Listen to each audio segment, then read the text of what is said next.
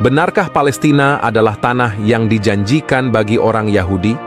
Mari kita temukan jawabannya melalui perspektif sejarah dan agama. Pastikan mengikuti video ini sampai selesai agar poin demi poin bisa tersampaikan dengan baik. Yuk, kita mulai videonya. Selama ini penduduk Israel telah menggunakan keyakinan keagamaan sebagai alasan untuk pendudukan mereka. Sebagai kelompok beragama Yahudi, mereka menganggap bahwa Palestina adalah wilayah yang dijanjikan bagi mereka. Namun, apakah ada landasan konkret untuk klaim ini? Apakah Al-Quran secara tegas menyatakan bahwa tanah Palestina secara eksklusif diperuntukkan bagi komunitas Yahudi? Al-Quran merujuk pada Bani Israel sebagai keturunan Yakub bin Ishak dan cucu Ibrahim.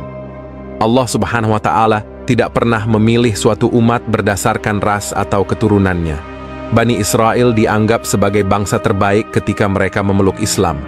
Mereka mempercayai Allah Subhanahu wa Ta'ala, meskipun sebagian ada yang terjerumus dalam musyrik atau kekafiran.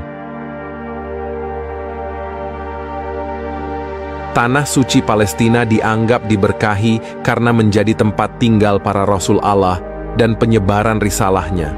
Di antara Rasul yang terkait dengan tanah ini termasuk Nabi Musa, Nabi Daud, Nabi Sulaiman, dan Nabi Isa, yang semuanya merupakan keturunan Nabi Yakub.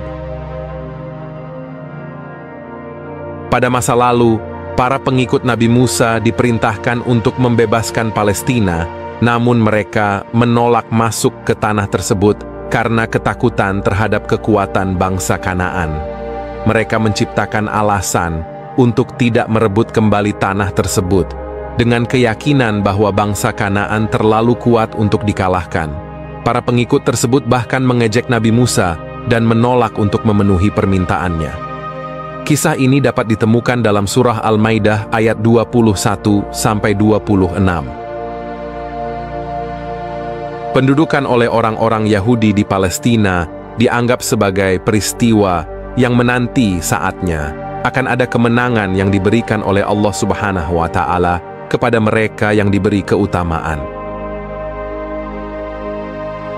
Cendekiawan Muslim terkemuka, Syekh Atiyah Sakr, yang pernah menjabat sebagai Ketua Komite Fatwa Al-Azhar, menyatakan bahwa sekitar 20 abad sebelum kelahiran Nabi Isa, terdapat sebuah suku keturunan Ibrahim yang tinggal di tepi sungai Efrat.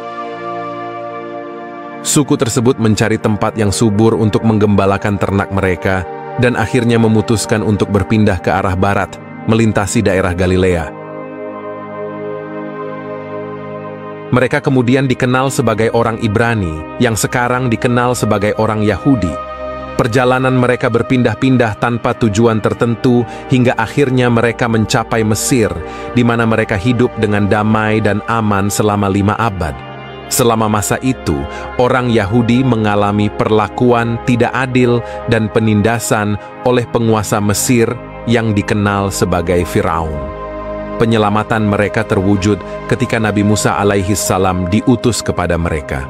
Di bawah pimpinannya, mereka diberi petunjuk dan dibimbing melewati Sinai menuju tanah baru sebagai tempat tinggal baru bagi mereka.